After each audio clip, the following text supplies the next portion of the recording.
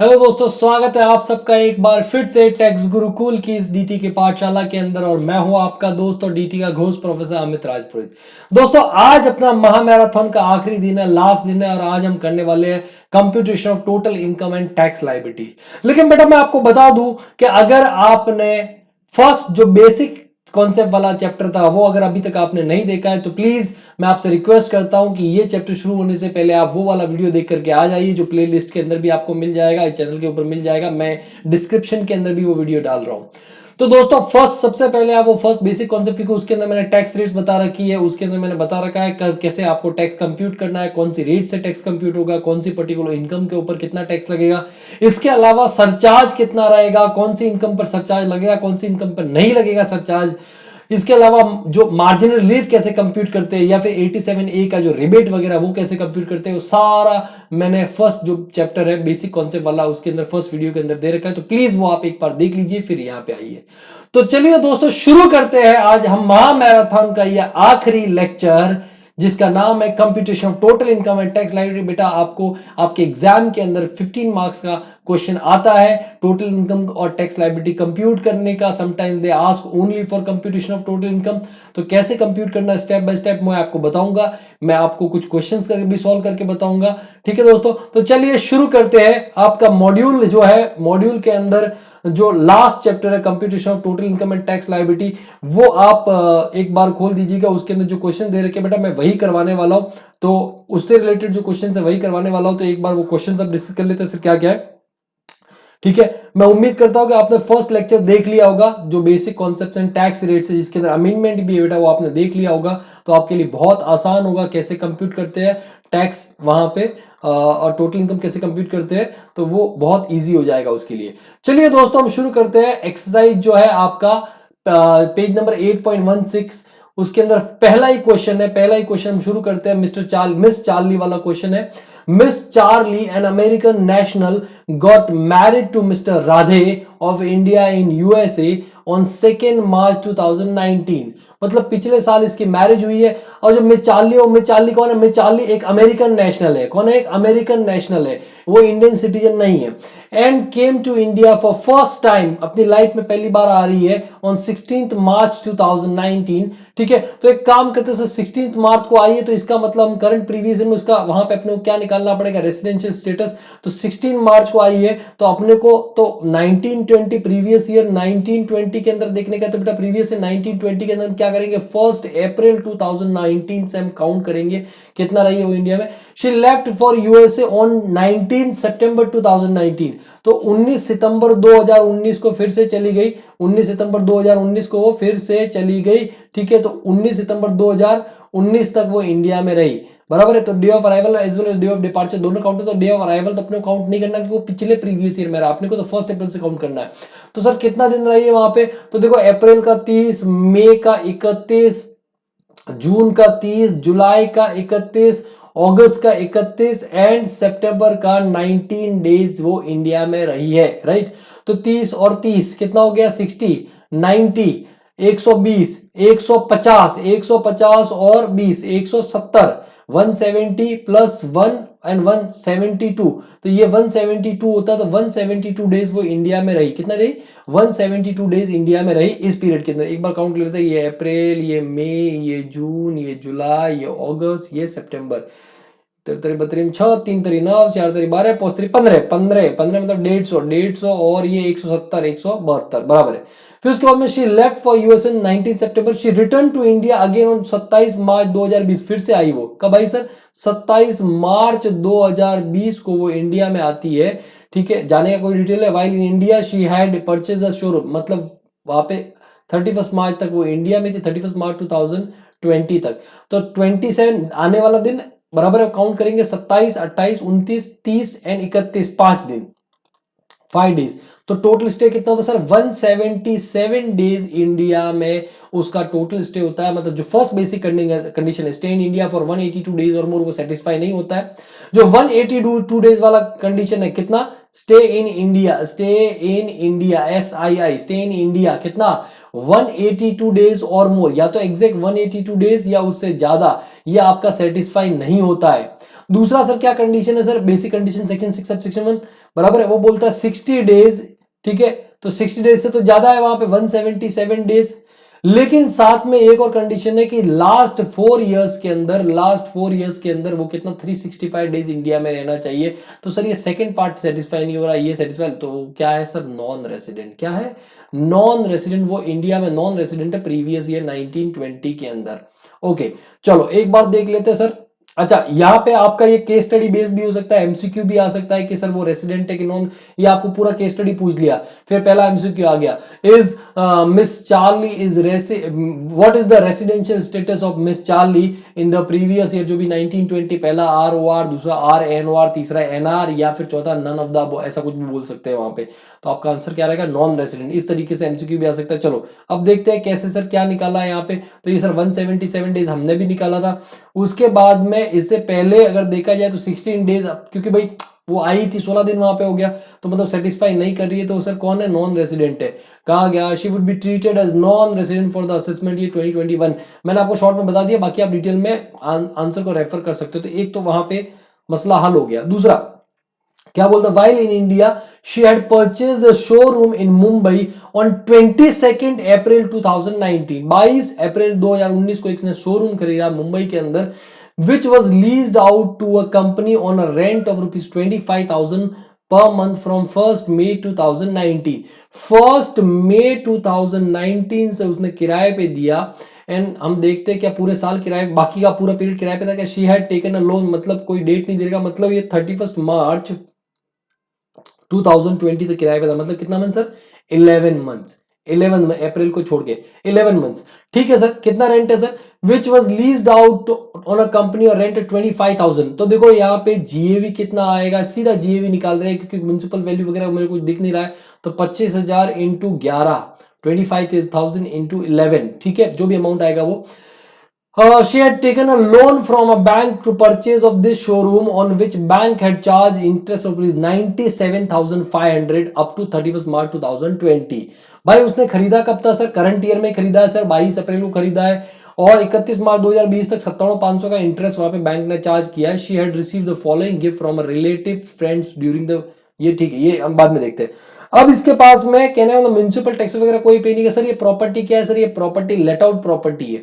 तो जीएवी आ गया 25,000 इंटू 11, 250 और 2,75,000 होना चाहिए, अगर मैं गलत नहीं हूं तो। इसमें से आप 30% क्या दे दोगे, स्टैंडर्ड डिडक्शन दे दोगे, और इंटरेस्ट का डिडक्शन दे दोगे, कितना सर, इंटरेस्ट का डिडक्शन देखो 97,500, क्योंकि लेट आउट प्रॉपर्टी तो पूरा का पूरा इंटरेस्ट विदाउट एनी लिमिट वहां पे डिडक्शन मिल जाएगा। चलो एक बार देख लेते हैं इनकम फ्रॉम हाउस प्रॉपर्टी क्या आ जाता है, कैसा ही है क्या, 275 में से 30% गया वहां पे 27।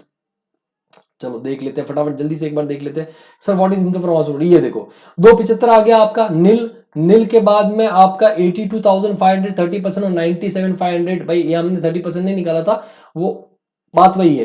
तो ये 180 हो गया, तो 95,000 वहां पे इनकम फ्रॉम हाउस प्रॉपर्टी आ गया। 95,000 क्या गया, इनकम फ्रॉम हाउस प्रॉपर्टी आ गया, ठीक है।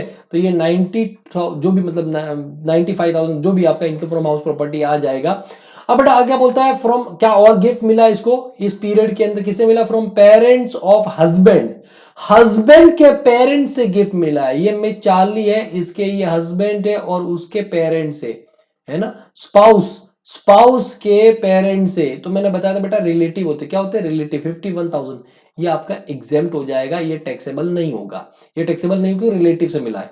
From married sister of husband, ये खुद है चार्ली है, में चार्ली, ये उसका हस्बैंड है, स्पाउस है, उसकी सिस्टर, उसकी कौन, सिस्टर, ये भी कौन होती है, रिलेटिव। तो ये भी क्या हो जाएगा सर, एग्जेम्प्ट हो जाएगा।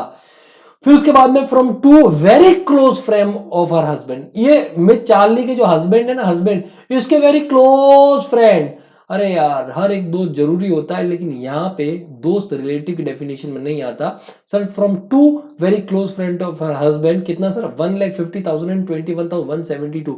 सर ये 50,000 से ज्यादा है, it is more than 50,000, more than 50,000 बेटा फुल्ली क्या हो जाएगा, टैक्सेबल। तो इनकम फ्रॉम अदर सोर्स कितना हो जाएगा, 1,72,000 हो जाएगा। डिटरमाइन रेसिडेंशियल स्टेटस जो निकाल लिया, compute the total income chargeable to tax, total income में निकाल दिया। इनकम फ्रॉम हाउस 95,000 था, 172 ये हो गया। तो चलो ये ले लेते हैं, ये 95,000 और ये गिफ्ट विफ्ट का खेल खेला के 172, तो ये हो गया सर 2,60,000, 67,000। तो 267 ये सारा का सारा नॉर्मल इनकम है सर।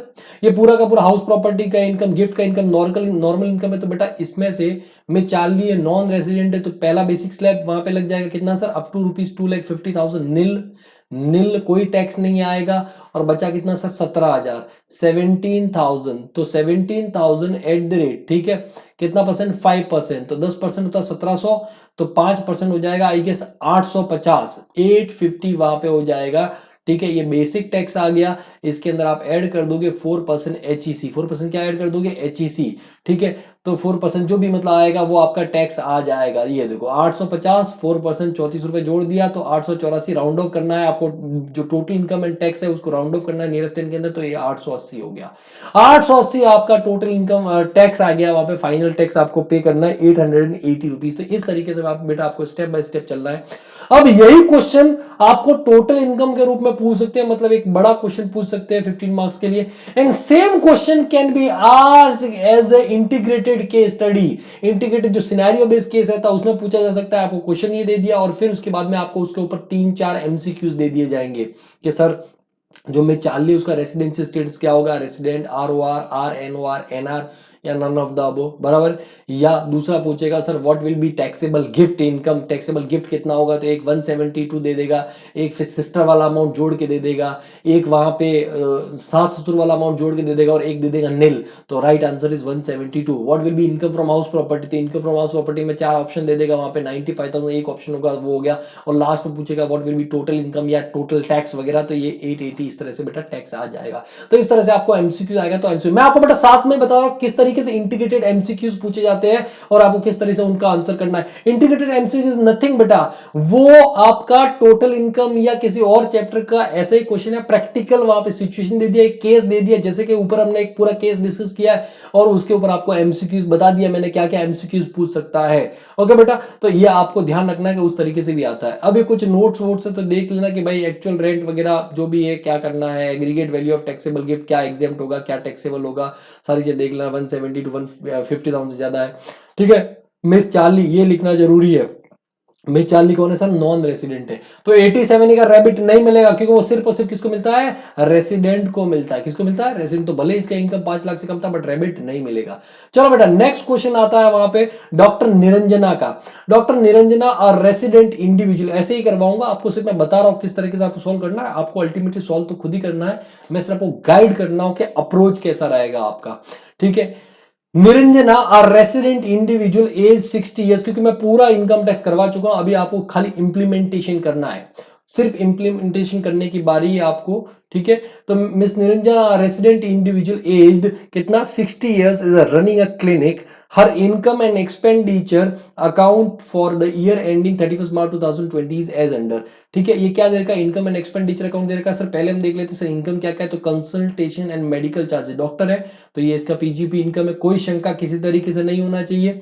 इनकम टैक्स रिफंड जिसमें प्रिंसिपल 5,000 है और इंटरेस्ट 450, टोटल 5,450। तो बेटा इसके अंदर जो 5,000 है वो तो इनकम नहीं होगा, इसको करो इग्नोर, ठीक है। और जो 450 है वो कहा जाएगा इनकम फ्रॉम अदर सोर्सेज के अंदर, interest income from other sources, मैंने बताया था आपको। लेकिन बेटा आप देखोगे ये किधर दे रखा है, ये इनकम साइड में देखा है, this is not related to business and profession. तो इस पूरे अमाउंट को आप क्या करोगे, जो भी आपका नेट प्रॉफिट है उस नेट प्रॉफिट में आप ऐड करोगे कि लेस करोगे, नेट प्रॉफिट में से लेस करोगे, क्या करोगे, लेस, क्योंकि इसकी वजह से नेट प्रॉफिट बढ़ा। तो पहले आप पूरा का अमाउंट नेट प्रॉफिट में से लेस करो, फिर 450 इनकम फ्रॉम अदर सोर्स में चला जाएगा, 5,000 कुछ करने की जरूरत नहीं है। फिर अपना dividend from units of UTI, ये किससे related, income from other source से एग्जेम्प्ट होता है 1035 के अंदर, एग्जेम्प्ट होता है कितना, 1035 के अंदर एग्जेम्प्ट होता है।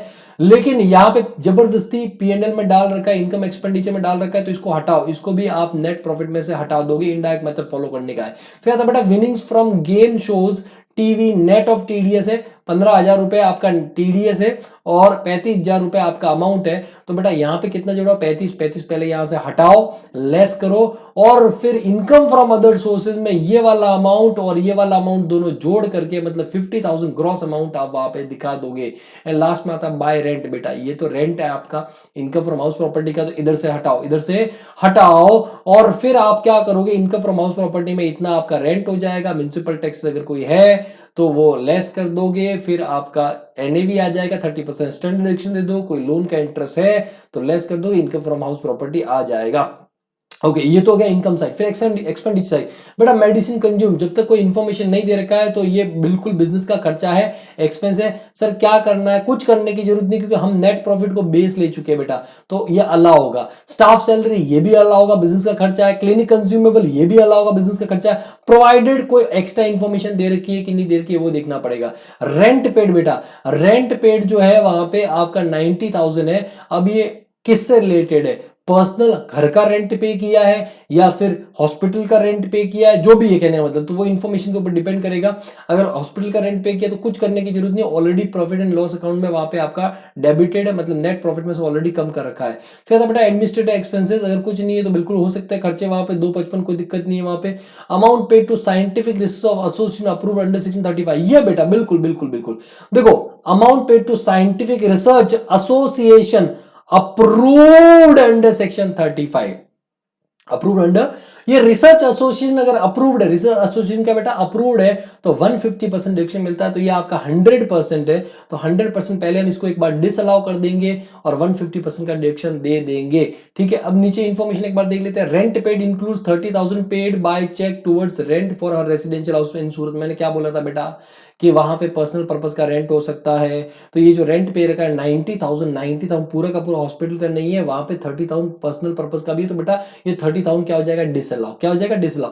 क्लिनिक इक्विपमेंट्स, अच्छा क्लिनिक इक्विपमेंट्स है क्या, हाँ क्लिनिक इक्विपमेंट वहां पे, अच्छा ओपन नहीं, वो कंज्यूमर क्लिनिक इक्विपमेंट्स दे रखे हैं, तो ओपनिंग डब्ल्यू, अच्छा डेबिट साइड में कोई डेप्रिसिएशन नहीं है तो कुछ करने की जरूरत नहीं है, लेकिन यहाँ पे अपने को डेप्रिसिएशन का डिडक्शन देना पड़ेगा। तो ओपनिंग डब्ल्यू था 5 लाख बेटा, और 7 दिसंबर 2019 को खरीदा है बाय चेक, कितना सर, 2 लाख रुपए। तो ये बेटा पुट टू यूज कितना है, ये put to use less than 180 days है, लेस देन 180 डेज। तो इसके ऊपर आप तो इसको सीधा ओपनिंग डब्ल्यू सीधा 15% निकाल लो आप, और इसके ऊपर 15% इंटू 1/2 निकाल लो। ये जो भी अमाउंट आपका डेप्रिसिएशन का आ जाएगा उनका टोटल कर दो, तो वो आपका टोटल डेप्रिसिएशन हो जाएगा under section 32।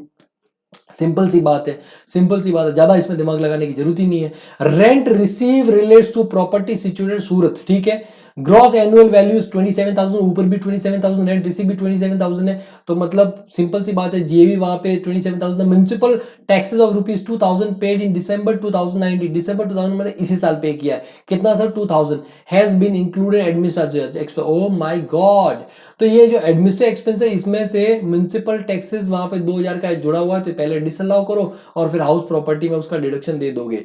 She received salary of ₹7,500 from full care hospital which has not been included in the consumer medical charges, मतलब जो ऊपर इनकम दे रखी है उसके अंदर उसका सैलरी है वो जुड़ा हुआ नहीं, तो एक काम कर लेंगे, इनकम फ्रॉम सैलरी आएगा 7,500, 7,500 इंटू 12, जो भी अमाउंट आएगा बेटा उसमें से आपको क्या करना है, मैक्सिमम ₹50,000 का स्टैंडर्ड डिडक्शन देना है। मैक्सिमम कितना रुपीज, 50,000 का स्टैंडर्ड डिडक्शन देना है, ठीक है। मैक्सिमम 50,000 और gross salary which ever is lower, तो ये आपका आ जाएगा income from salary. Income from क्या आ जाएगा बेटा, सैलरी आ जाएगा।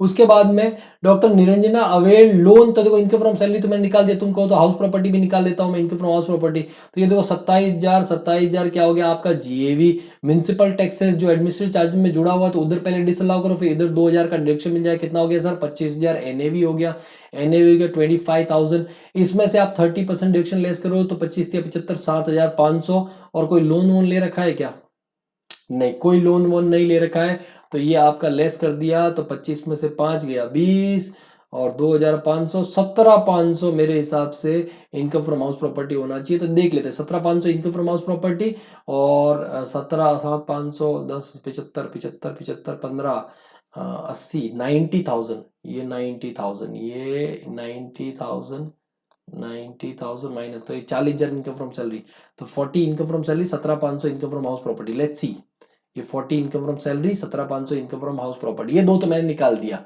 ये दो मैंने निकाल दिया, ठीक है। अब बेटा आते हैं आगे, क्या इन्फॉर्मेशन दे रखी है अपने को, पीजीपी निकालना समझना पड़ेगा। Doctor Niranjana availed loan of ₹5,50,000 from a bank for higher education of her daughter. बिल्कुल बेटी के लिए लोन ले सकता है, हायर एजुकेशन के लिए कोई दिक्कत नहीं है, 550 का। She repaid principal of ₹1,00,000, principal का कोई डिडक्शन नहीं मिलता। Interest there on ₹55,000 during the previous 1920। तो बेटा ये जो 55,000 का चैप्टर 6A के अंदर, चैप्टर 6A के अंदर डिडक्शन मिलेगा under section 80E, under section 80E कितना 55,000 का मिल जाएगा। She paid ₹1,00,000 as tuition fee not in the nature of development fees donation to the university for full time education. बेटा ये जो ₹1,00,000 है ये आपका 80C के अंदर डिडक्शन मिल जाएगा, 55 का 80E के अंदर और 1,00,000 का आपका 80C के अंदर डिडक्शन मिल जाएगा। An amount of ₹28,000 has also been paid by cheque on 27 March 2020 for her medical insurance premium. Okay sir ठीक है, क्वेश्चन को अपने को स्टार्टिंग से देखना पड़ेगा, क्या उसका एज वेज दे रखा है, क्यों 28,000 अगर नॉर्मल है तो 25,000 का मिलेगा, अगर अदरवाइज पूरा 28 का मिल जाएगा। तो मिस श्रीमल, ये क्या नाम है इसका, और रेसिडेंट 60 ईयर सीनियर सिटीजन है, कौन है, सीनियर सिटीजन है, तो 28,000 का पूरा डिडक्शन मिल जाएगा 80D के अंदर, 80D के अंदर डिडक्शन मिल जाएगा 28,000 का पूरा 80D के अंदर डिडक्शन 28,000।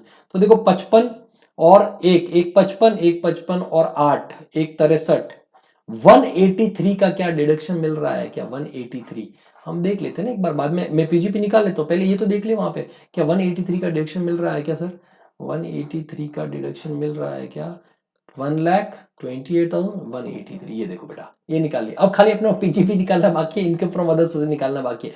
चलो पहले मैं इनकम फ्रॉम अदर सोर्सेज भी निकाल लेता हूं, वहां पे इनकम फ्रॉम अदर सोर्सेज भी निकाल लेता हूं, ठीक है। अरे सर आप तो कैसे फटाफट, ऐसे तो करना पड़ेगा आपको, दिमाग लगा के फटाफट, क्योंकि टाइम देखो बड़ा क्वेश्चन रहेगा बेटा। इनकम फ्रॉम अदर सोर्सेज देखो sir, income from other sources में क्या है आपका, तो एक तो income tax refund, sir refund नहीं सर, उसके ऊपर जो इंटरेस्ट है तो वो आ जाएगा interest on IT refund, IT refund कितना सर 450। दूसरा dividend from units of ETI, बेटा ये एग्जेम्प्ट होता है 1035 के अंदर, क्या होता है ये एग्जेम्प्ट इनकम फ्रॉम अदर। तीसरा था winnings from game show net of TDS of 15,000, TDS कितना 15 और मिला कितना 35, तो आपका 50,000 आ जाएगा, तो आ गया 50,450 आ गया इनकम फ्रॉम अदर सोर्सेस, 50,450 देख लेते हैं, फिर मैं पीजीपी अच्छे से दिखाता हूं आपको। ओके सर ये रहा 50,450 इनकम फ्रॉम अदर सोर्सेस, 50,450 ये आपका एग्जेम्प्ट हो गया, ठीक है बराबर है, तो 50,450। अब बेटा खाली बाकी निकालना है अपना क्या 229,450 जो पीजीपी है वो निकालना बाकी है। कैसे निकालते हैं मैं आपको बताता हूं कुछ इस तरीके से। चलो मुद्दे की बात करते हैं। सबसे पहले बेटा क्या करेंगे, हम नेट प्रॉफिट ले लेंगे। चलो आप भी क्या याद करोगे, क्वेश्चन नंबर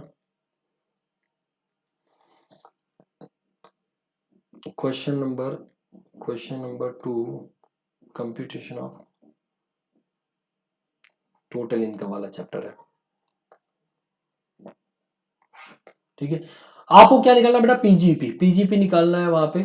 चलो नेट प्रॉफिट ले लेते हैं सर, नेट प्रॉफिट कितना है, नेट प्रॉफिट ले लेते हैं, नेट प्रॉफिट हो गया 4,40,400, 440,400 बराबर है, ये नेट प्रॉफिट हो गया। एक काम करते हैं सबसे पहले क्या क्या डिसअलाउ वाले वो जोड़ देते हैं। मेडिसिन कंज्यूम में सर कोई दिक्कत नहीं है, सैलरी स्टाफ में कोई दिक्कत नहीं है सर, क्लिनिक कंज्यूमेबल में कोई दिक्कत नहीं है, रेंट पेड में दिक्कत है सर। क्या सर रेंट पेड में क्या दिक्कत है, ये देखो नीचे, ये देखो नीचे, ठीक है। House rent paid include ₹30,000 paid to cheque by cheque towards rent for residential house, तो मतलब पर्सनल वाला है तो ये 30,000 क्या कर दो, डिसअलाउ कर दो, add expenses disallowed which are debited to P&L account, debited to income and expenditure account, ठीक है।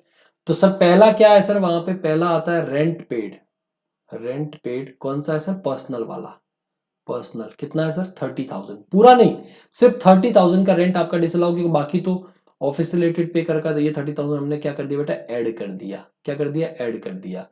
अब आगे बढ़ते हैं बेटा, आगे बढ़ते हैं। Sir what is the issue, clinic consumable हो गया, रेंट पेड हो गया, एडमिनिस्ट्रेटिव चार्जेस में 2000 रुपए क्या जुड़ा हुआ है सर, म्युनिसिपल टैक्सेस, वो भी डिसअलाउ हो जाएगा। तो म्युनिसिपल टैक्सेस, ठीक है, एडेड इन एडमिनिस्ट्रेटिव एक्सपेंसेस, कितना 2000 रुपए, वो भी एड बैक हो जाएगा। उसके बाद में बेटा आता है नेक्स्ट इंफॉर्मेशन है, amount paid to scientific research association approved under section 35 150, तो बेटा ये 150% अलाउ होना चाहिए, तो पहले एक बार पूरा डिसअलाउ कर सकते हैं।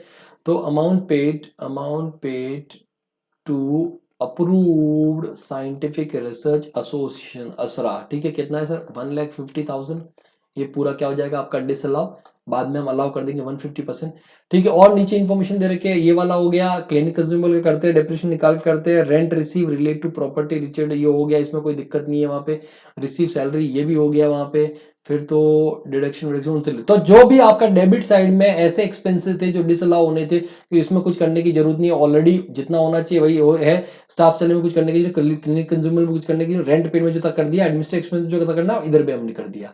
अब बेटा दूसरा आता है कि आप वो एक्सपेंसेस का डिडक्शन दे दो जिनका डिडक्शन मिलना चाहिए, तो less expenses allowable under section 32 37(1) ठीक है सर। पहला आता है बेटा यही सेक्शन 35 वाला, सेक्शन 35, ठीक है, अप्रूव्ड साइंटिफिक रिसर्च एसोसिएशन, जो कितना बेटा 150% डिडक्शन मिलेगा। तो 1,50,000 150 225 आई गेस, 75,000 जोड़ दो, 225 का डिडक्शन मिल जाएगा मेरे हिसाब से, ठीक है। दूसरा डिप्रीशिएशन अंडर सेक्शन 32, ठीक है। तो बेटा इधर देखो सर, यहाँ पे क्वेश्चन में इंफॉर्मेशन दे रखा है कि सर ओपनिंग डब्ल्यूडी 5 लाख का 15%, तो सर 5 लाख का 15% होता है क्योंकि ओपनिंग डब्ल्यू तो पूरा डिप्रेशन होगा वहां पे, और क्लिनिकल इक्विपमेंट पे 15% डिप्रेशन मिलता है, जनरल रेट है वहां पे, तो 10% 50 और 5% होता है 25, 75,000, और 2 लाख का बेटा 7.5%, तो 75 दूनी 15,000 होना चाहिए मेरे हिसाब से, 15,000। तो सर डेप्रिसिएशन कितना हो गया सर, ये 80-90,000, ये डेप्रिसिएशन आ गया सर, ये डेप्रिसिएशन 90,000 का डिडक्शन ले लिया, और तो कोई डिडक्शन है नहीं, सारे के सारे दे दिए वहां पे, ठीक है। तो ये हो गया, रेंट पेड हो गया, ये हो गया। हाँ अब बेटा हम करते हैं वहां पे कि जो इनकम्स माइनस करनी है, लेस करनी है, तो सर क्या क्या कंसल्टेशन में कुछ दिक्कत नहीं है, इनकम टैक्स रिफंड, ये 5,450 ये आपका लेस हो जाएगा, क्योंकि नॉन पीजीपी इनकम है 10,500 ये लेस हो जाएगा, और 35,000 ये लेस हो जाएगा, 27 ये लेस हो जाएगा, बराबर। तो 5,450 10,500 35 और 27 लेस नॉन बिजनेस इनकम क्या क्या है सर, इनकम टैक्स रिफंड है, आईटी रिफंड है 5,450, दूसरा क्या है सर, विनिंग्स है, विनिंग्स 35,000, सर 50 है ना बेटा, इधर तो 35,000 ही क्रेडिटेड है ना, तो उतना ही लेस करो। तीसरा सर क्या है, रेंट है 27,000, और एक इनकम फ्रॉम यूटीआई भी है 10,500 I guess, income from UTI 10,500 I guess, 10,500, 5,450 10,500 10,500, तो ये बेटा आपका आ जाएगा पीजीपी, ये आ जाएगा पीजीपी, ये पीजीपी आ जाएगा, ठीक है। अब देखो मैं कैलकुलेट करूंगा, उससे अच्छा मैं एक एक करके चेक कर लेता हूं, आपको भी वहां पे क्लियर हो जाएगा। तो देखो क्या क्या हमने किया है, सबसे पहले ये इनकम फ्रॉम सैलरी आ गया, हाउस प्रॉपर्टी आ गया, इनकम फ्रॉम प्रोफेशन 440 400, क्या क्या सर लेस किया, ये देखो less item of income to be treated separately, other head में 27 10,500 35,000 और 5,450, ये क्या किया है लेस, हमने भी ये सर ये लेस किया, ये देखिए ये हमने ये सारी चीजें लेस की है, 5,450 35 27 10,500, ठीक है। उसके बाद में बेटा क्या किया गया, लेस किया जो एक्सपेंस अलाउ होना चाहिए, तो 75 और 15 90 हो गया, डेप्रिसिएशन हमने भी 90 लेस किया है, और एडिशनल डिडक्शन, अच्छा इन्होंने क्या किया सर, वो एड बैक नहीं किया इन्होंने, 1.5 लाख रुपए साइंटिफिक रिसर्च का। डायरेक्ट जो डिफरेंस होता है 75, हमने क्या किया 1.5 लाख ऐड करके 225 लेस कर दिया, तो अल्टीमेटली तो 75 वहां पे आपका कम हुआ। तो इन्होंने वो ना करके ऐड बैक ना करके डायरेक्टली 75,000 का दे दिया। ऐसे भी कर सकते हो आप, लेकिन बेटर मैं बोलूंगा जैसे मैंने किया वैसे करो, ताकि क्लैरिटी रहता है वहां पे कि पहले डिसअलाउ किया फिर 150% डिडक्शन दे दिया वहां पे। तो बात एक ही है, तो इन्होंने वो किया, तो हम दोनों को टिक मार्क कर लेते हैं कि चलो ये तो हो गया, फिर उसके बाद में ये भी हो गया, फिर ये भी हो गया, और ये 1.5 लाख वाला हमने ऐड करके और 225 लेस कर दिया। कान इधर से पकड़ो कि इधर से पकड़ो, बात एक ही है। ठीक है, ये कहानी हो गई। अब उसके बाद में बेटा आता है आपका कि आइटम जो जो एक्सपेंडिचर अलाउ नहीं होने चाहिए, जो डिसअलाउ, तो 30,000 और 2,000 हमने 150 और किया है। तो देखो यहाँ पे ये 30,000 2,000 हमने 150 और किया है वहां पे, तो सारी चीजें हमने बराबर की है। ठीक है, तो यहाँ पे पीजीपी कितना आ जाएगा सर, ये देखो ये आ गया पीजीपी 229,450, 229,450। ठीक है, बाकी सारी इनकम निकाली तो ये आ गई ग्रॉस टोटल इनकम, और हमने चैप्टर 6 से डिडक्शन भी निकाल लिया था, इसमें से ये चैप्टर 6 से डिडक्शन दे दिया, ये आ गया बेटा टोटल इनकम। अब क्या निकालना है, टैक्स निकालना है कि टोटल इनकम निकालना है? क्वेश्चन देख लेते हैं। क्वेश्चन देख लेते क्या निकालना है बेटा, टैक्स निकालना है कि टोटल इनकम निकालना है? From the above compute the total income. Okay that's it, question अच्छे से पढ़ा करो, ऐसा ना कि टैक्स निकाल के आ जाओ, गधा मजूरी करके आ जाओ, कोई अलग से मार्क्स नहीं मिलेगा, लेकिन आप टाइम खोटी करोगे वो अलग। तो आपको टोटल इनकम निकालना था, जो हमने निकाल दिया। नोटवा वोटवा लिखना है जो लिख देना, वहां पे बिल्कुल लिखना पड़ेगा, जंक्शन वगैरह जो भी लेना है कि principal amount receive towards income tax refund will be excluded from computation of total income, क्योंकि वो इनकम नहीं होता, खाली इंटरनल इनकम फ्रॉम, ये मैं बता चुका हूं आपको। विनिंग्स है तो विनिंग्स आपका 35,000 है, वो इनकम फ्रॉम अदर सोर्सेज में जाएगा, बट वहां पे ग्रॉसअप करना पड़ेगा, तो 50,000 ले लेंगे वहां पे, जो हमने डिस्कस किया था। Since doctor Niranjana is staying in the granted premises in Surat itself, she would not be eligible for deduction under section 80 GG as she owns a house in Surat. आपको 80 GG का डिडक्शन कब मिलता है बेटा? 80 GG का डिडक्शन मैंने जानबूझ के नहीं लिया, क्योंकि वहां पे कंडीशन है कि आपका खुद का घर नहीं होना चाहिए उस सिटी के अंदर, लेकिन इसका तो घर है, ये तो खुद किराए पे देकर के वहां पे रह रही है, तो 80 GG का डिडक्शन नहीं मिलेगा।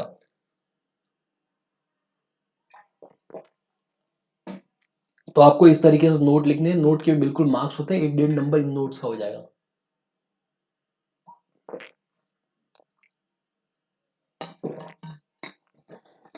ओके, अब नेक्स्ट क्वेश्चन आता है, question number 3। Miss Purvi is a chartered accountant, बराबर, जिसकी एज है 55 साल। पिछले 10 सालों से तो मैं इसकी देख रहा हूं कि एज 55 साल ही है। जब से मैं टीचिंग फील्ड के अंदर मैं पढ़ा रहा हूँ पिछले 10 सालों से, तब से मैं देख रहा हूँ कि इसकी एज ही 55 साल है, मतलब बड़ी ही नहीं हुई। गजब कहने का मतलब। अच्छा, उससे पहले जब मैं पढ़ता था तभी भी इसकी एज 55 साल ही थी वहां पे। तो लगभग 15 सालों से देख रहा हूँ कि इसकी एज 55 साल ही है। ठीक है, बड़ी ही नहीं है। तो मिस पूर्वी, और वापस मिस है, और इसका बेटा भी है। अब ये मत बोलना सर क्या मिस क्या मिसेज, बताओ। इंस्टीट्यूट के बहुत सारे क्वेश्चन ऐसे होते हैं कि आपको सोचने में मजबूर कर देते हैं।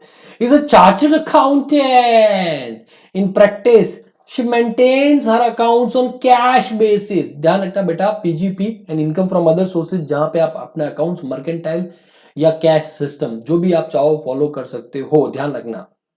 ठीक है, और जनरली जो चार्टर्ड अकाउंटेंट्स होते हैं वो अपनी जो बुक्स है कैश बेसिस पे रखते हैं। Sir what do you understand by cash basis? Cash basis का मतलब खर्चा एक्चुअली किया, पैसा गया मतलब खर्चा हुआ, और पैसा आया मतलब इनकम हुई, बराबर है। अक्रूवल बेसिस पे नहीं होता, अक्रूवल बेसिस पे नहीं होता, एक्चुअल में पैसा आ रहा जा रहा है उसके बेसिस पे। ठीक है, her income and expenditure account for the year ending 31 March 2000 is as follow.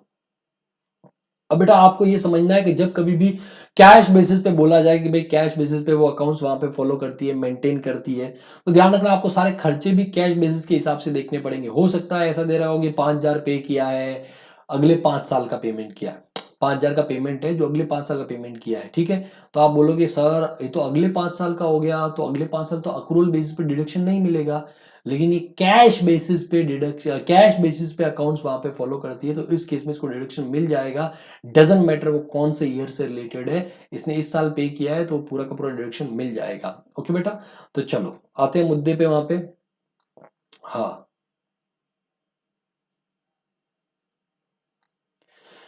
Salary to staff. अच्छा पहले देख लेते हैं इनकम क्या क्या सर। फीस अर्न ऑडिट से मिला है 2788, वाह अच्छी प्रैक्टिस है यार। टैक्सेशन से 1540, कंसल्टेंसी 1270। अच्छा 5 साल 10 साल 15 साल पहले भी इसका इतना ही था, कहने मतलब प्रैक्टिस बढ़ी नहीं रही है, पूछो क्या मतलब हालत है इसके। तो ये तीनों की तीनों इसकी प्रोफेशनल इनकम है, कोई दिक्कत नहीं है। 55, 98, 300 का वहां पे इनकम है, ठीक है। अच्छा, अब उसके बाद में वहां पे आता है, अच्छा 5598 300, इससे क्या समझ में आता है? दूसरा आगे और क्या समझ में आता है? पूर्वी एज 55 ईयर्स, 55 ईयर्स की एज है, चार्टर्ड अकाउंटेंट मतलब चार्टर्ड अकाउंटेंट है वहां पे। तो अगर ये चाहे तो 44 एडा ऑप्ट कर सकती कि नहीं कर सकती? सर क्यों नहीं कर सकती 44 एडा ऑप्ट? क्योंकि जो इसका ग्रॉस रिसीट है बेटा वो 50 लाख से ज्यादा है, 50 लाख से क्या है बेटा, ज्यादा है ग्रॉस रिसीट। ठीक है, तो इस केस में 44 एडा ऑप्ट नहीं कर सकती, भले ही वो चार्टर्ड अकाउंटेंट है, नहीं कर सकती। और इसको ऑडिट करवाना पड़ेगा, इसको टैक्स ऑडिट करवाना पड़ेगा, क्योंकि 55 लाख है, वहां पे 50 लाख से ऊपर है, ठीक है, वो एक अलग मैटर हो जाता है। ओके, अब बेटा अच्छा सर टैक्स ऑडिट करवाने की वजह से क्या फर्क पड़ेगा? फर्क पड़ेगा ड्यू डेट का, due date of filing return of income. Tax audit करवाने के लिए ड्यू डेट का रिटर्न का फाइल का फर्क, तो ड्यू डेट का केसेस में आपको ध्यान रखना, कुछ ऐसे खर्चे हैं जिनका पेमेंट हो जाना चाहिए up to due date of filing return of income. Dividend on shares of Indian company, बेटा ये इनकम फ्रॉम अदर सोर्सेज है। कौन सा इनकम है? इनकम फ्रॉम, तो मैं लिख देता हूँ इनकम फ्रॉम अदर सोर्स में क्या क्या निकालते चलते ना एक बार, 10 524, तो इधर से हटा करके उधर जोड़ देंगे वहां पे।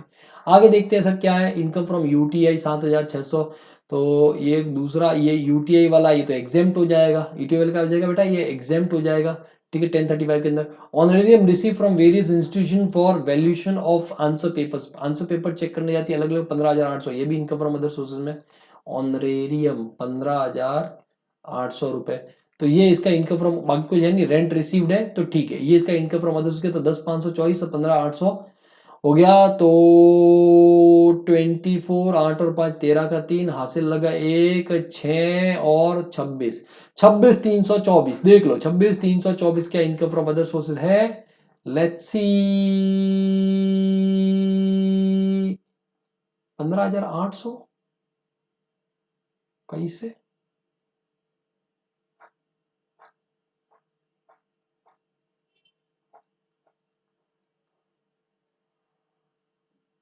क्या था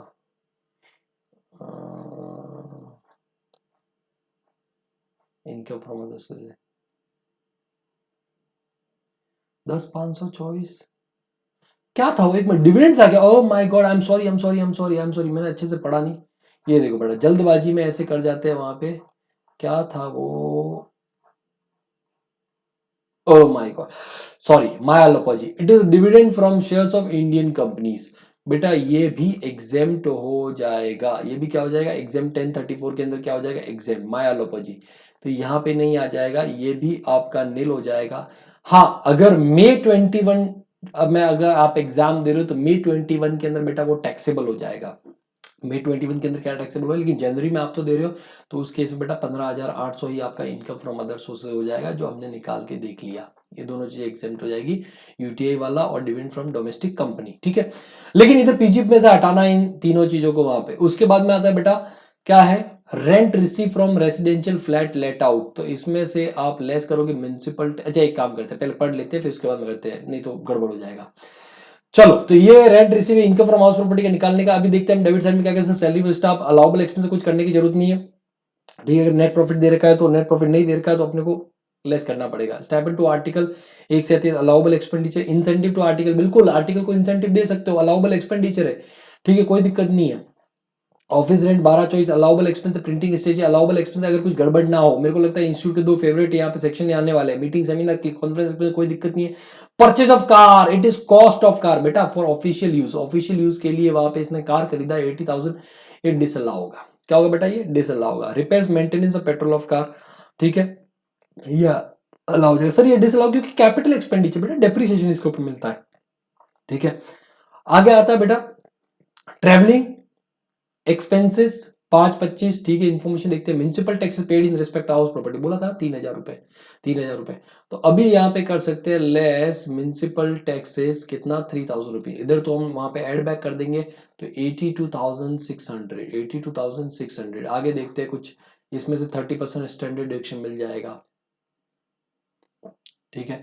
आगे देखते हैं allowable rate of depreciation motor car 15% value of benefit receive from client during the course of profession is 10 500 incentive to article assistant represent. अच्छा, value of benefit receive from client during the, बेटा ये आपका PGP income होगा। आपको याद होगा section 28 के अंदर मैंने बोला था incentive to article assistant represent amount paid to to article assistant for passing IPCC examination at first attempt wait बेटा।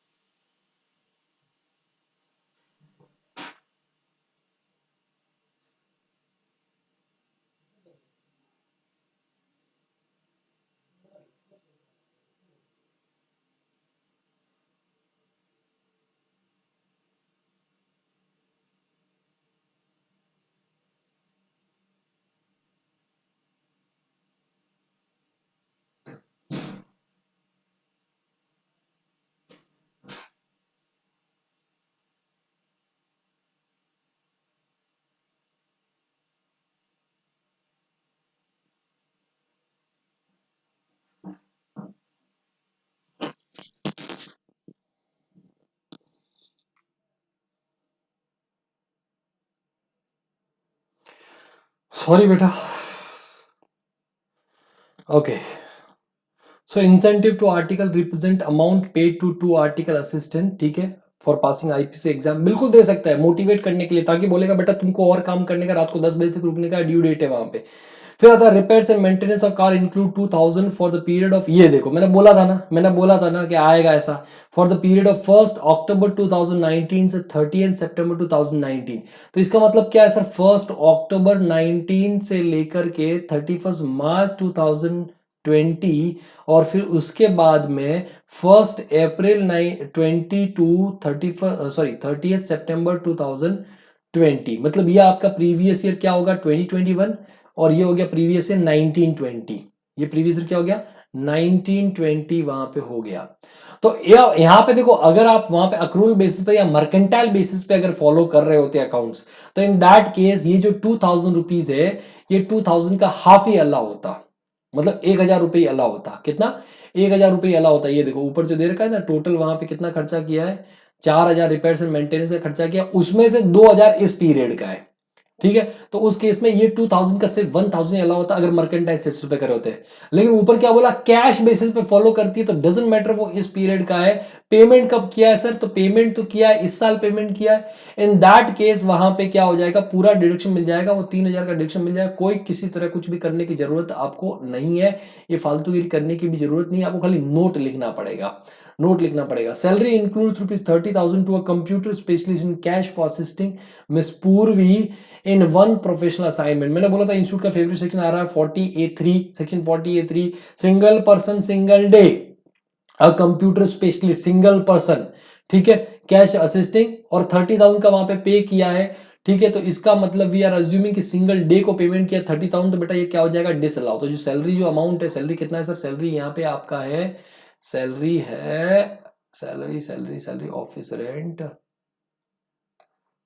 हाँ ये रहा सैलरी टू सब 15,50,000, उसमें से 30,000 क्या हो जाएगा, डिसअलाउ हो जाएगा। आगे देखते हैं बेटा, आगे क्या है वहां पे, the travelling expenses includes expenditure incurred for foreign tour of ₹32,000 which was with in the RBI norms. तो कोई दिक्कत नहीं है, चलेगा, कोई दिक्कत नहीं है। बाहर ऑडिट करने के लिए वगैरह दुबई जाती है, थाईलैंड जाती है, बैंकॉक जाती है, ऑडिट करने के लिए जाती है भाई। ठीक है, तो खर्चा होता है वहां पे। Medical insurance premium on the health of dependent brother and major son dependent on her amount ₹5,000 and 10,000 respectively paid in cash। तो एक काम करते हैं, एक एक स्टेप लेते हैं। इनकम फ्रॉम अदर सोर्सेज हमने निकाल लिया, इनकम फ्रॉम अदर सोर्सेज हमने निकाल लिया, कंप्यूट कर लिया था। ये देखो 15,000 कितना, 800 रुपये हमने निकाल लिया था। अब इनकम फ्रॉम हाउस प्रॉपर्टी निकाल लेते हैं। इनकम फ्रॉम हाउस प्रॉपर्टी आपका, ठीक है, 82,600 माइनस 30% स्टैंडर्ड मिल जाएगा। लोन वोन तो कुछ है नहीं, तो 82,600 एक टो बेटा हो रहे 3 × 24, तो 24 मतलब 24,000, 2000 का 30% कितना हो गया सर, 600।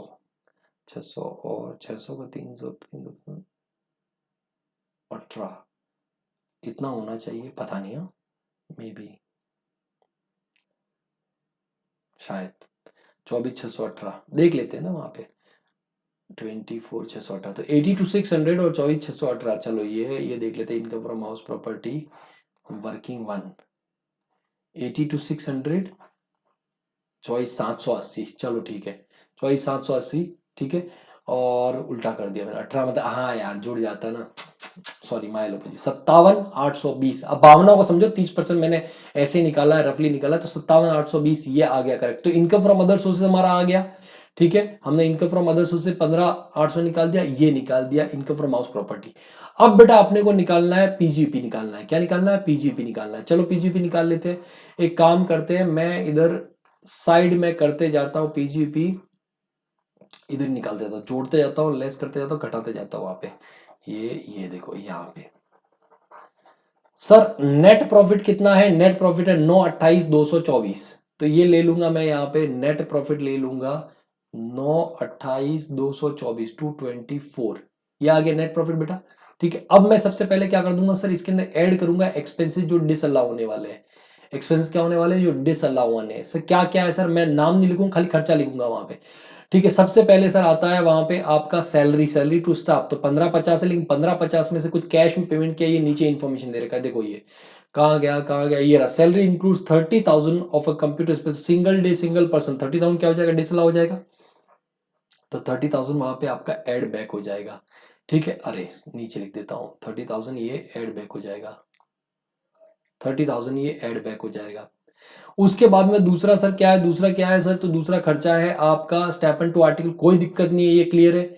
इंसेंटिव ये भी क्लियर है, बोलता है कि आईपीएस में पास हुआ इसलिए दिया है। तो अगर वो दिया है तो उसको मोटिवेट करने के लिए दिया है। ये बिजनेस का खर्चा है, प्रोफेशन का खर्चा है, अलाउ होगा तभी तो आर्टिकल को ब्लैकमेल कर पाएगी 10 बजे। तो रुक बेटा, मैंने तेरे को 13,000 का इंसेंटिव दिया था, भूल गया क्या तू? ठीक है। Office rent sir, office rent में कुछ गड़बड़ है क्या? लेट्स सी नीचे देख लेते हैं वहां पे। तो allowable rate of depreciation, value of benefit receive from client, condition, incentive, particular repairs and maintenance, car salary हो गया, ट्रैवलिंग एक्सपेंसेस हो गया। ऑफिस रेंट में भी कुछ नहीं है, मेडिकल कुछ नहीं, ऑफिस में भी कुछ भी नहीं है, मतलब all clear all clear all clear, जाने दो। प्रिंटिंग एंड स्टेशनरी में कुछ है क्या? Let's see. Printing stationery allowable rate depreciation value benefit during course, incentive के बाद में,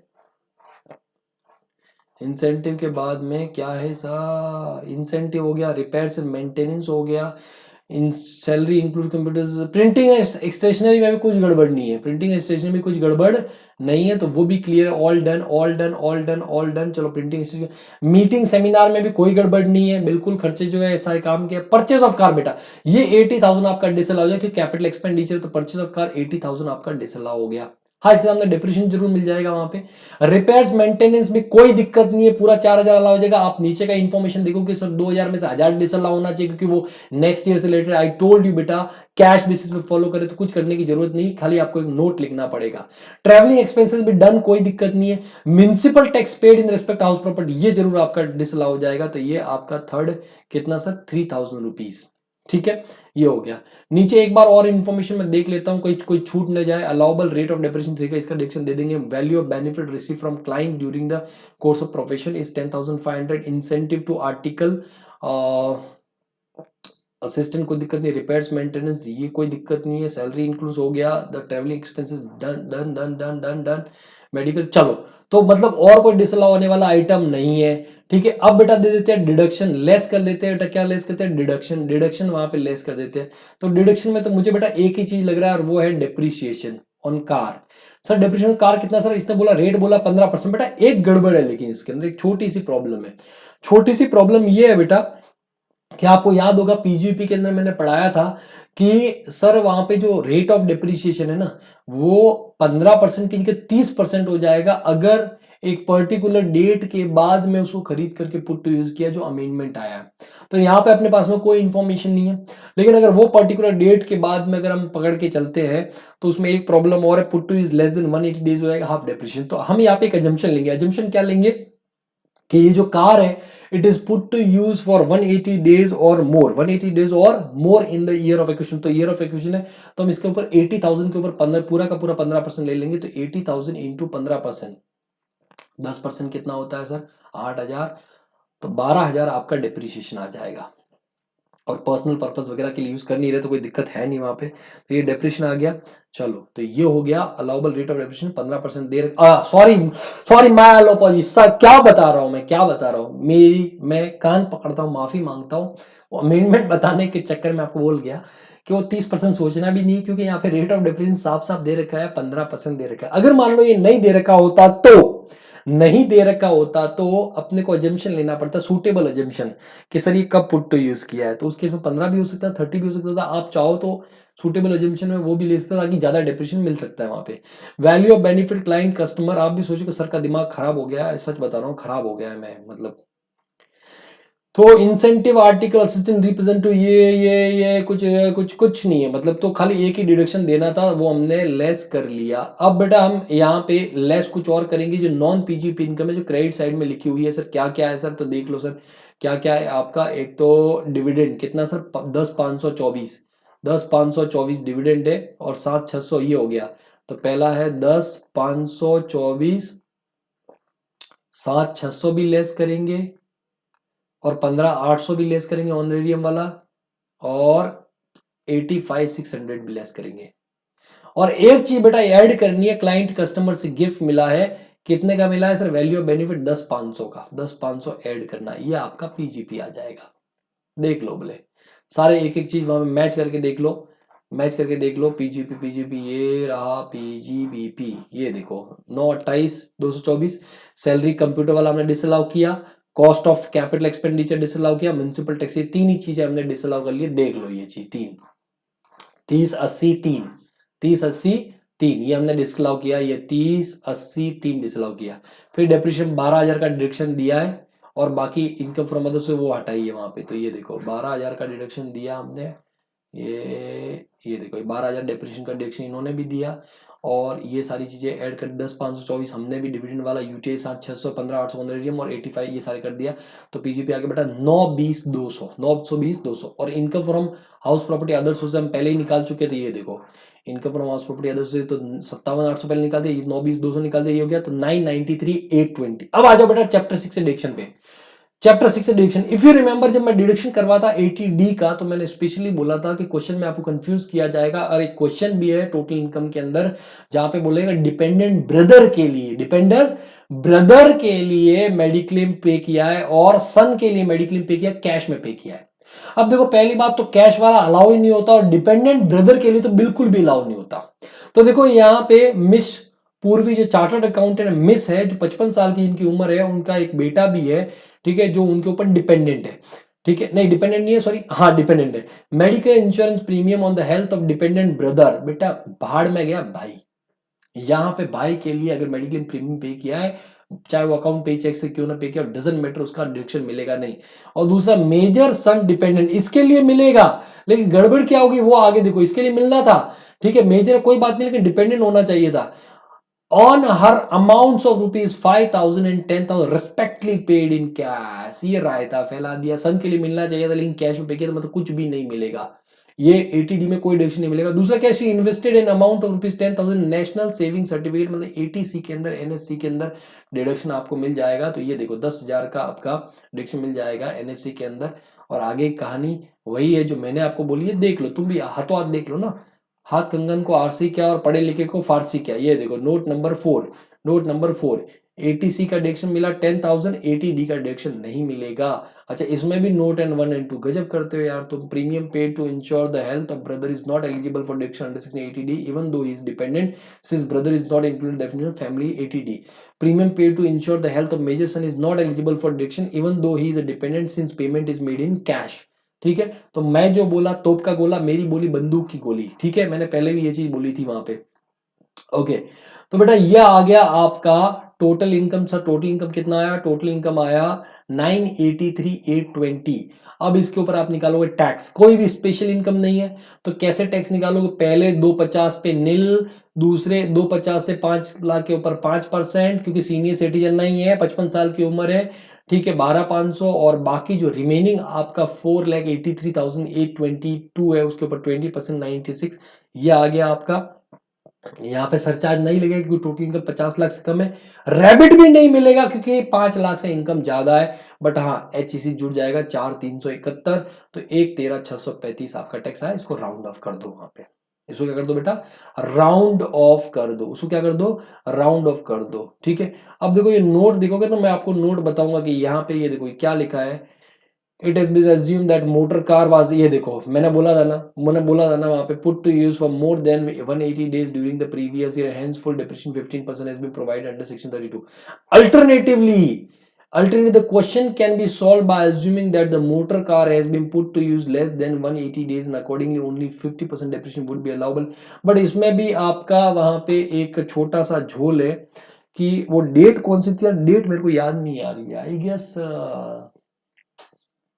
26 पर कोई तो डेट थी, मतलब उस डेट के बाद में अगर पुट टू यूज किया है तो बेटा वहां पे आपका 30% का डेप्रिसिएशन करेक्ट मिल जाए। लेकिन क्वेश्चन में 15% बोला था मुझे। Incentive to article assistant passing IPC exam in their first attempt is deduction under section 37। Repairs and maintenance paid in advance for the period 1 April 2020 to 30 September 2020, मतलब 6 month, amounting ₹1,000 is allowable since miss Purvi is following the cash system of accounting. क्या follow कर रही है, cash system of accounting follow कर रही है, तो कुछ करने की जरूरत नहीं है, ध्यान रखना। 32,000 expended on foreign tour is allowable as deduction assuming that it was incurred in connection with profession। मैंने क्या बोला, ऑडिट करने के लिए गई है, मेरी बात मानते ही नहीं तुम। Since it is been already been debited into income expenditure no further adjustment is required.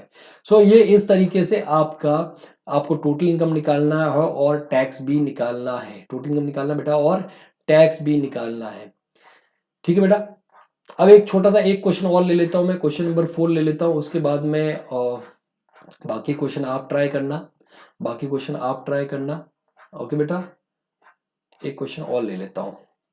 चलो, question number 4, mister Y carries on his business own business an analysis of his trading and profit and loss account to year ended 31 March 2020 reveal the following information. The net profit is 11,20,000। लिख देता हूं, net profit कितना है, 11,20,000। ठीक है, the following incomes were credited into PNL account. क्या क्या credited है sir, dividend, interest and winnings. ये सारी की सारी इनकम फ्रॉम अदर सोर्स की आती है सर। मैं इनको लेस कर देता हूं, लेस कर देता हूं। जो नॉन पीजीपी इनकम है सर, क्या क्या है, डिविडेंड 22,000 का, दूसरा इंटरेस्ट ऑन डिबेंचर 17,500 का। आप फॉर्मेट के साथ जाइए, मैं ऐसे आपको करके बता रहा हूं वहां पे। और थर्ड है विनिंग्स है 15,000 का। अब नेट है के ग्रॉस है, उससे अभी अपने को भी मतलब नहीं, जितना क्रेडिटेड है उसको पहले एक बार हटाओ वहां से। दूसरा, it was found that some stocks were omitted to be included in both the opening and closing stock, the value of which were opening stock 8,000, closing stock 12,000। मतलब इतना स्टॉक वहां पे एंट्री करने से रह गया, आप उसका एंट्री नहीं कर पाए, ओमिट रह गया। तो इससे देखो, अगर ओपनिंग स्टॉक वहां पे आपका एंट्री करने से रह गया तो आपको प्रॉफिट हुआ कि लॉस हुआ। अगर 8,000 और डेबिट होता तो प्रॉफिट आपका कम होता। 8,000 और डेबिट होता तो प्रॉफिट और क्या होता, कम। तो मतलब आपको क्या करना है सर, ये जो 8,000 है ना, ये 8,000 आपको लेस करना है। 8,000 क्या करना है, आपको लेस करना है। और क्लोजिंग स्टॉक अगर 12,000 का एंट्री हो गया होता तो आपका नेट प्रॉफिट बढ़ जाता, तो नहीं हुआ सर। हम इसको वहां पे ऐड कर देंगे, इसको क्या कर देंगे, 12,000 को ऐड कर देंगे। समझा, ये सिंपल सा एडजस्टमेंट करना है आपको। 8,000 ओपनिंग स्टॉक जो एंट्री नहीं हुआ उसको लेस कर दो, क्लोजिंग स्टॉक उसको वहां पे आप ऐड कर दो। ठीक है, 1 lakh was debited in PNL account being contribution to university approved and notified under section 35 AD। तो यूनिवर्सिटी अप्रूव्ड है वहां पे, है ना। 150, 150, 150 का डिडक्शन मिलेगा वहां पे, अप्रूव्ड करी, अप्रूव्ड करी। तो यहां पे आपको 1 लाख का खर्चा किया है, तो या तो आप क्या करो, नेट 50,000 लेस कर लो, या फिर 1 लाख ऐड करके 1.5 लाख लेस कर दो। चलो मैं ऐसे बता देता हूं, ये लो, ये हमने क्या किया, ये हमने पहले 1 लाख किया ऐड, और फिर उसके बाद में ये 6, ये 7, 1.5 लाख कर दिया लेस। या फिर डायरेक्टली आप 50,000 लेस कर लो, कान इधर से पकड़ो इधर से पकड़ो, बात एक ही है, लेकिन समझने वाली बात है। सैलरी इंक्लूड्स 10,000 इंस्टीट्यूट के दो फेवरेट सेक्शन आगे देख लो। Salary institutes 20,000 paid to his brother which is unreasonable to the extent of 2,500। 20,000 का सैलरी पे किया जो डेबिटेड है पीएनएल में, लेकिन वो 2500 रुपए का तक अनरीजनेबल है, मतलब एक्स्ट्रा सैलरी किया तो ये डिसअलाउ हो जाएगा। ये आपका सेक्शन 40A2, सेक्शन 40A2 के अंदर payment to excess payment to relative, कितना एक्सेस है 2500 रुपए आपका एड बैक हो जाएगा, मतलब डिसअलाउ हो जाएगा। उसके बाद में आपका नेक्स्ट पॉइंट आता है advertisement expense include 15 gifts packet और dry fruit costing 1000 per packet presented to imported customer. Doesn't matter, करना पड़ता है भाई, अलाउबल एक्सपेंस, कोई दिक्कत नहीं। पीएनएल में डेबिटेड ऊपर ही लिखा हुआ वहां पे। Total expenses on car was 78,000। The car was used for both business and personal expense, 3/4 for business. तो 78 का आपका 1/4 डिसअलाउ होगा। 78,000 डेबिटेड है, 3/4 आपका बिजनेस का, तो 1/4 क्या हो जाएगा डिसअलाउ। तो कितना होगा सर 1/4 78, 35 और 4 39 39 39 40 का 20 19,500 38 19,500 आपका एड बैक हो जाएगा। 19,500 क्या हो जाएगा एड बैक हो जाएगा। उसके बाद में miscellaneous expense include 30,000 paid to A and company a goods transport operator cash 31 Jan 2020 for distribution of company's product to variable. भाई 30,000 पे किया कैश में, single person single day cash में, तो सर डिसअलाउ हो जाएगा। 10,000 ज्यादा सर वो ट्रांसपोर्टर को पेमेंट किया, कुछ नहीं करना है, खाली नोट लिखना है, क्या अलाउ हो जाएगा। नेक्स्ट बेटा, next depreciation debited in the books of account is 55,000। तो 55,000 बुक्स अमाउंट डेबिटेड है, उसको करो सर ऐड, 55 हमने किया ऐड, ठीक है।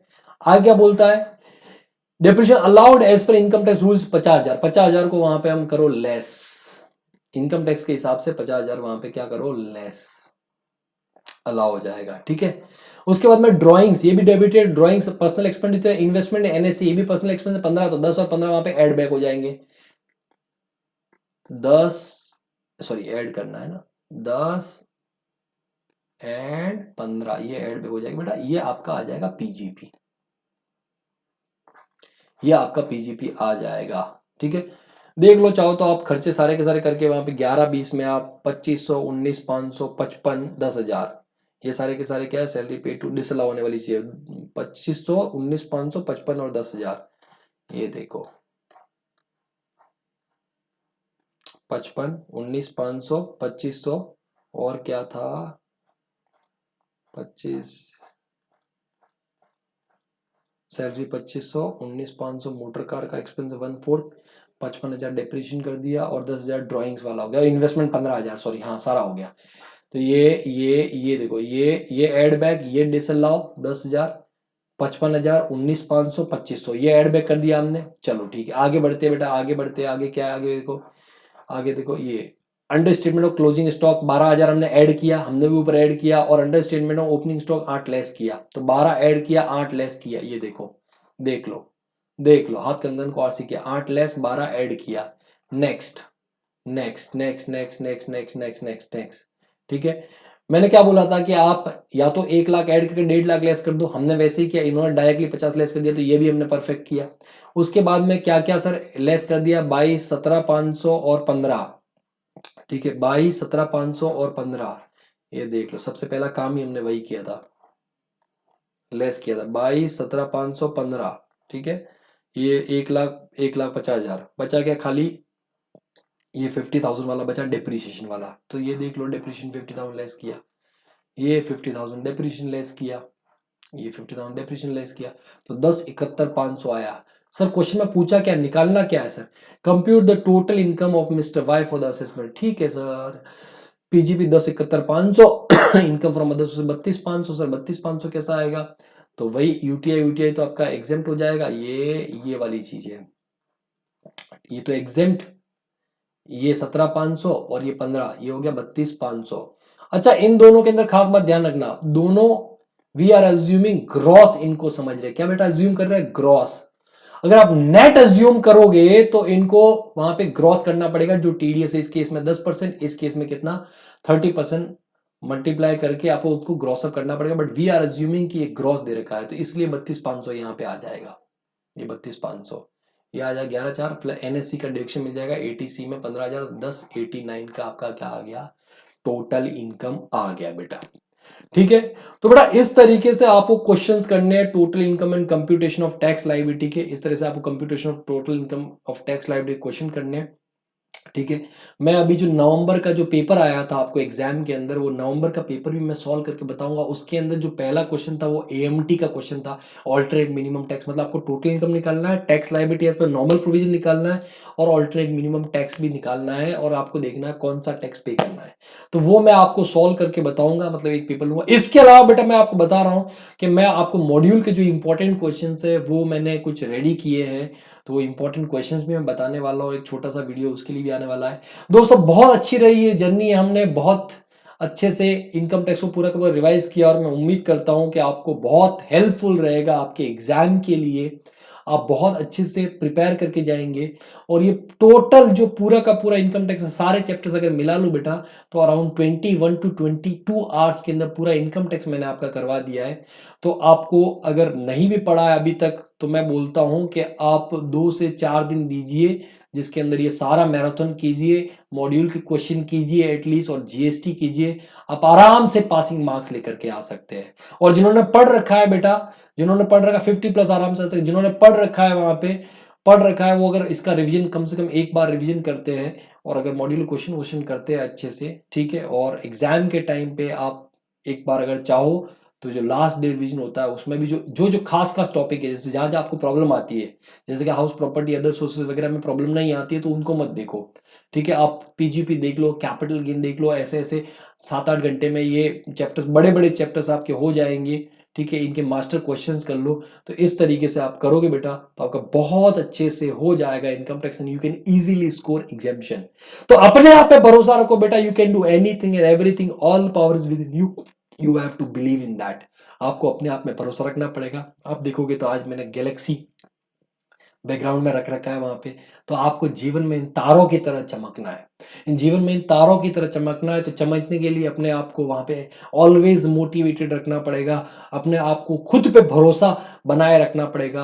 बिकॉज मैं बोलता हूं कि मन के हारे हार है, मन के जीते जीते है। You can do anything and everything, all power is within you, you can do anything and everything, all power is within you, you have to believe in that, you have to believe in that. तो दोस्तों अपने आप पे भरोसा करो, हिम्मत मर्दा मदद खुदा, हार को नकार चल बस जीत को पुकार चले, कि युद्ध के परिणाम दो, मृत्यु दो या मृत्यु लो, युद्ध भूमि युद्ध भूमि, युद्ध की है युद्ध भूमि। ये युद्ध भूमि हमेशा आपको लड़ना है, लेकिन हार कभी नहीं माननी है बेटा, कभी भी नेगेटिव नहीं सोचना है, पॉजिटिव सोचना है। पॉजिटिव एटीट्यूड के साथ में आपको पढ़ाई करनी है, पॉजिटिव एटीट्यूड के साथ में आपको एग्जाम्स देने हैं बेटा, definitely you will win. Okay दोस्तों, तो आज के लिए इतना ही। थैंक यू सो मच इतना प्यार देने के लिए, इतना आप रिस्पेक्ट देने के लिए, कि आपने वीडियोस देखे, लेक्चर देखे, और मैं समझता हूँ जितने भी लोगों के वीडियोस काम आएंगे मेरे लिए उतना ही काफी है। मेरी लाइफ में उतना क्रेडिट भी अगर जुड़ जाएगा तो बहुत हो गया बेटा। ओके दोस्तों, तब तक आप अपना और अपना ख्याल रखिए, स्वस्थ रहिए, सुरक्षित रहिए, पढ़ते रहिए, पढ़ाते रहिए, और जो हमारा चैनल है टैक्स गुरुकुल, उसको सब्सक्राइब कर लीजिए यूट्यूब के ऊपर, या फिर हमारा जो ऐप है वो आप डाउनलोड कर लीजिए। बेटा मैं पेपर भी देने वाला हूँ, बहुत जल्दी एमटीपी भी देने वाला हूँ, एक बार आप कर लीजिए तो 1-2 दिन में एमटीपी आपको मिल जाएगा। तो टैक्स गुरुकुल का जो हमारा एंड्रॉयड ऐप है वो डाउनलोड कर लीजिए, एंड जो टेलीग्राम चैनल है उसको भी आप सब्सक्राइब कर लीजिए। ओके दोस्तों, thank you so much, take care, good night, शुभ रात्रि, शबा खैर, जय हिंद।